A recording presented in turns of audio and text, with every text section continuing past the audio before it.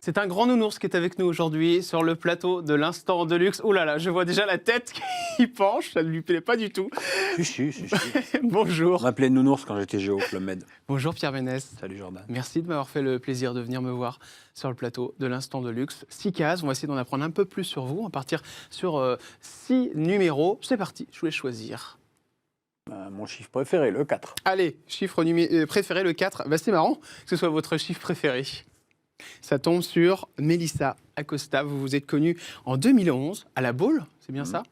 Elle partage votre vie. Vous êtes toujours ensemble? Oui, toujours. Oui. On ne sait jamais parce que des fois, ouais. je ne peux pas savoir. Ah ben on s'est quitté hier. On va la refaire. Non. Alors elle a été là, on va en reparler aussi dans la maladie, dans pas mal de choses. Elle est qui aujourd'hui pour vous, cette femme? Elle est la femme que j'aime. C'est la femme qui partage ma vie, voilà, avec qui j'ai des projets.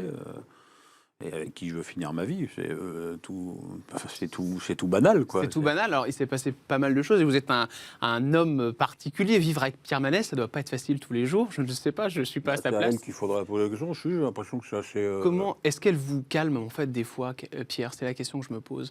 Est-ce que des fois, c'est vrai que vous avez vous vous énervez, mais vous êtes très virulent sur Twitter, par exemple. Vous n'hésitez pas à y aller. Est-ce qu'elle a ce rôle un petit peu de tampon sur votre personnalité? Même pas du tout. Je pense que je suis pas du tout comme ça dans la vie privée. Je suis au contraire très calme, très posé. Bon, je dis toujours autant de conneries, mais non, elle me calme pas du tout.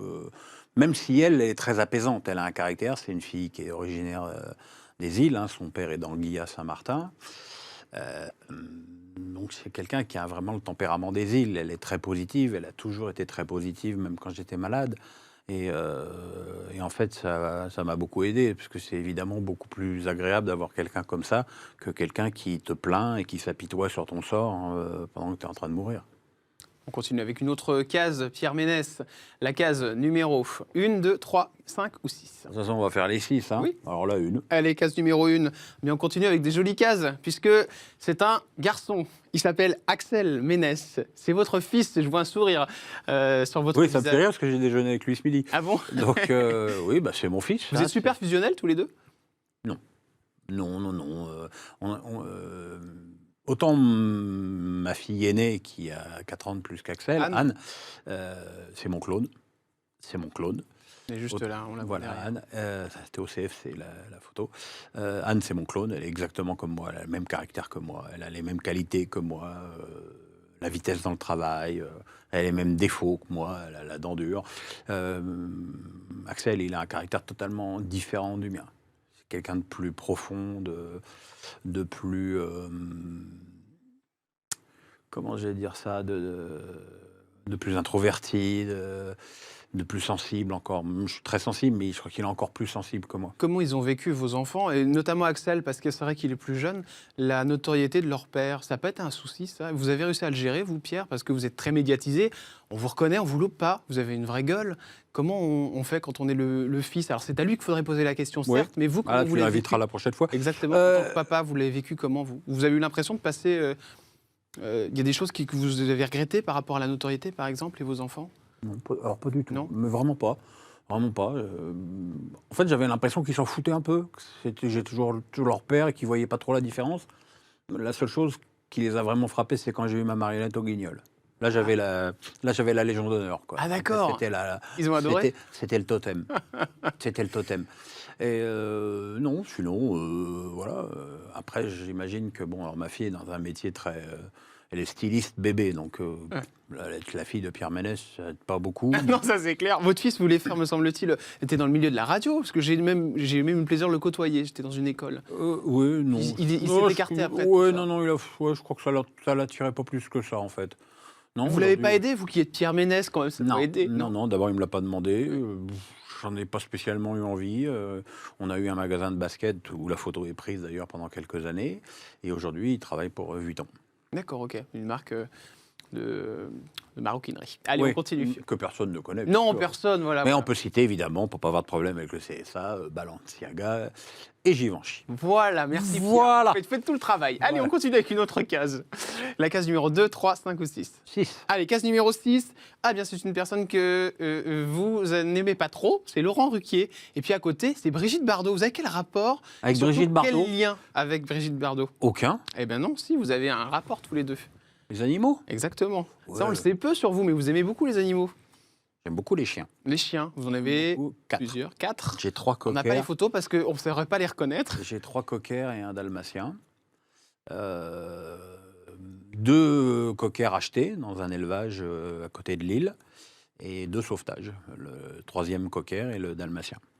Et Laurent Ruquier, alors là c'est une autre histoire, hein, c'est plutôt le chaud et le froid, parce que vous n'êtes pas du tout, vous êtes rarement invité sur l'émission, en même temps vous n'iriez pas, hein, me semble-t-il. Alors déjà, quand j'ai sorti mon livre sur ma maladie, on m'a dit quelles sont les émissions que tu veux pas faire. Je veux pas faire Ruquier. On m'a dit c'est emmerdant, c'est l'émission qui vend le plus de bouquins. Ah, c'est vrai, J'ai dit bah tant pis. Ouais. Mais c'est marrant, à chaque fois que je fais une émission hors foot, il y a toujours une question sur Ruquier. Ça doit obséder les gens. Parce qu'en fait, il y a peu de personnes, je pense, dans l'univers médiatique qui vraiment osent dire non, je ne veux pas aller chez cette personne. Surtout qu'en plus, Laurent Ruquier, c'est vraiment une personne qui fait vendre du livre. Donc c'est vrai que c'est étonnant parce que vous vous coupez un petit peu des ventes. Je m'en c'est fous, vrai. je suis pas prêt à baisser mon froc, surtout devant Ruquier. Voilà le genre de vanne qui s'est permis sur mon poids et que j'ai trouvé inadmissible. Il a eu des vannes aussi sur l'homosexualité, il me semble, qui vous avait énervé. Ah bah non. Non. J'avais cru en entendre. Je suis assez peu concerné par Pas l'homosexualité. sur vous, mais j'avais entendu parler de petites choses comme ça. Non, c'est-à-dire qu'il a fait des vannes sur moi et sur Guy Carlier en montrant une photo de nous deux, quand vous voyez ces 2 personnes ne prenaient pas l'ascenseur. Alors à l'époque, Guy Carlier était hospitalisé toute la semaine, moi j'ai failli en mourir. Donc voilà, je pense que quand on se targue d'être humoriste, on essaye d'avoir un niveau un peu supérieur D'accord, mais Pierre, aux chiottes, quoi. vous avez son numéro de téléphone, vous êtes une personne connue, vous vivez dans ce milieu, vous lui avez pas envoyé un texto pour lui dire que ça vous Alors, blessait? non, je crois que Jordan, c'est là où on voit que tu me connais vraiment pas, c'est que tu ne peux pas te douter de l'aptitude que j'ai au mépris. Donc j'ai même pas envie de lui parler, quoi. D'accord. Et vous allez le croiser forcément un jour. Ouais, on verra. On verra comment ça se Ça passera. peut pas s'apaiser cette histoire, non? Rien à faire. Pour que ça s'apaise, il faut qu'il fasse des excuses. D'accord. Si, s'il fait les excuses, je suis pas rancunier. S'il fait les excuses, on verra, mais pour l'instant, il est tellement content de lui. On continue avec une autre case. Et moi, je vais la choisir, c'est la case numéro 2, on en parlait à l'instant. C'est la case de la santé, je l'ai choisie pour vous. D'accord. Parce qu'on en a parlé à l'instant, et ça, c'est un gros moment de votre vie. Pierre Ménès, on a eu peur, c'est vrai, on s'est beaucoup posé de questions. Aujourd'hui, vous avez repris du poil de la bête, mais il y a notamment eu des photos qui étaient assez flippantes, quoi, on peut le dire. Vous avez pensé y passer? Non. Alors que j'ai failli, parce que quand j'ai été greffé, il me restait 3 jours à vivre. Mais j'étais trop fatigué pour me rendre compte de mon état. J'étais en train de m'éteindre comme une bougie. Et vraiment, tu sais, c'est quand tu achètes une bougie et que tu en arrives à la fin et que ça crépite, quoi, tu vois. Moi, je crépitais plus beaucoup, ceci dit. Et là, vos enfants, votre compagne, Ma mère. votre maman, ils ont géré comment cette histoire là? Mes enfants, ma fille, elle, je suis tombé malade en août. Elle est partie vivre et travailler à Lille. D'accord. Donc l'éloignement faisait que elle me prenait des nouvelles que plutôt par téléphone, puis elle venait de temps en temps.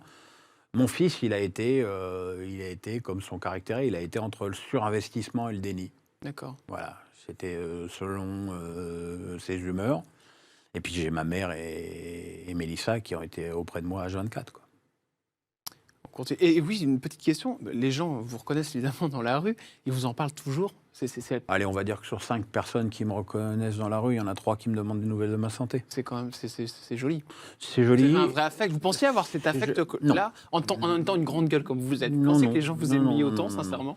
Non, quand j'étais malade et que d'abord j'ai pas dit ce que j'avais sur les réseaux. J'ai quitté l'émission le début septembre.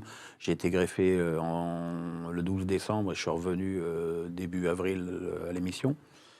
Et c'est 10 jours après ma greffe que j'ai communiqué sur ce qui m'est arrivé, parce qu'évidemment, tous les gens qui ne me voyaient pas depuis 3 mois sur le plateau pensaient que j'avais un cancer. Et puis c'est normal, c'est un peu logique. Et là, vraiment, j'ai reçu énormément de bienveillance. C'est pour ça que quand les gens me disent « T'en as pas marre de Twitter ?» J'ai dit « Non, parce que j'ai de la mémoire. Ouais. » Je me souviens que quand j'étais vraiment très mal, ça affluait.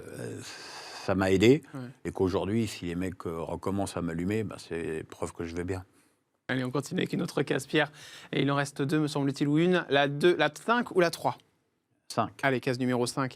Ah, ça va vous faire plaisir, ça. C'est Estelle Denis. C'est votre meilleure amie? Fille, oui. Pratiquement. Oui, Fille? fille, On peut être oui. meilleur ami avec une fille, Pierre Ménès, quand on est hétéro? Oh oui. Oui, vous pensez? En tout cas, avec Estelle, on en est la preuve vivante. Hein. Elle est qui pour vous aujourd'hui? Alors, elle a été très présente aussi. Oui, bien sûr. Vous voyez encore beaucoup? Enfin, vous avez quelle relation? Alors, c'est plus ça qui m'intéresse. tu Vous sais, vous appelez tous les jours? Non, non, non. On s'écrit très souvent, on s'appelle de temps en temps. Mais bon, Estelle fait une quotidienne. Hein, donc, tu fais une quotidienne, tu es très occupé. Et puis moi, le jour où je travaille, elle ne travaille pas. Donc, c'est compliqué. C'est même compliqué pour se voir de calquer nos emplois du temps. Il faut dire que vous étiez rencontrés sur 100% foot, Ouais. l'émission d'M6. Oui, oui. Ça s'est arrêté depuis.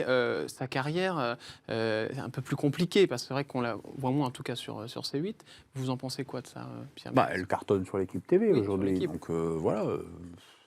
Moi, j'ai toujours pensé qu'elle était sous-exploitée et qu'elle méritait beaucoup mieux Ouais. que ce qu'elle a. Je pense que c'est une formidable meneuse d'émission qui a... Ça, c'était une photo, c'était la première de 100% foot. Première Et puis, c'est un vrai meneur de jeu, Ouais. pour prendre une expression de football. C'est-à-dire qu'elle est là pour faire des passes, elle est là pour faire vivre son plateau, elle n'est pas là pour tirer la couverture, elle, c'est pas tout pour sa gueule. Ça, j'apprécie beaucoup. J'ai fait des émissions avec des gens avec qui c'était beaucoup plus dur d'exister. Comme avec qui, par exemple, Comme Pierre? avec Fogiel. Ah oui. Fogiel, c'était un enfer. Mais pourquoi? Parce que Parce que c'est tout pour sa gueule. Ouais. C'est voilà, c'est son plateau, c'est son émission, c'est lui qui doit briller. Tous les autres sont des subalternes. Oui, mais vous avez de la gueule, Pierre. Vous, à ce moment-là, vous rentrez pas dans la personne, vous lui dites pas? Ah bah si, je suis rentré dedans, j'ai dit bah écoute, tu sais quoi, je vais rester chez moi, je Et vais vous arrêter êtes de faire barré. l'émission. Je me suis barré, je dis parce que je vais t'emplâtrer. Donc Ah bon, je vais arrêter quoi. Ah, mais non, Pierre. Allez, on continue. Dernière case.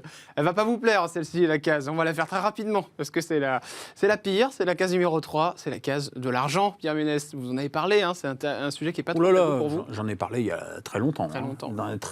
J'en ai parlé il y a très très longtemps. Et surtout à la suite de ça, et c'est pour ça que j'en parlerai plus, c'est surtout le torrent de conneries qui a été écrit Bien sûr, derrière. ouais. C'est-à-dire qu'on m'a prêté des contrats, mais faramineux, quoi. C'est-à-dire que si j'avais touché l'argent que certains m'ont prêté dans ces trucs-là, il y a longtemps que je ne travaillerais plus. Alors, combien vous gagnez? Comme ça, on va rétablir le problème. Combien je gagne sur Canal? Oui. C'est compliqué parce que c'est... avec les impôts ou sans les impôts? Allez, sans les impôts, Sans les par impôts. émission. Ah, c'est pas par émission, moi je suis en CDI à Canal. Alors, par mois. Par mois... Comme ça, ce sera réglé, le problème sera réglé. Dans les 11 000. 11 000 euros par Ouais. mois pour Pierre Ménès. Voilà, comme ça, le problème est réglé, on n'écrira plus de bêtises. Non, mais tu Moi, vas voir que tout le monde va reprendre ça et dire que c'est... Bon, c'est pas le but de l'émission. C'est beaucoup, pour parler de foot. Enfin, voilà, quoi. Merci beaucoup, Merci, Jean. Pierre Ménès. Pour ce petit moment ensemble, ça nous a permis d'en savoir un petit peu plus sur vous.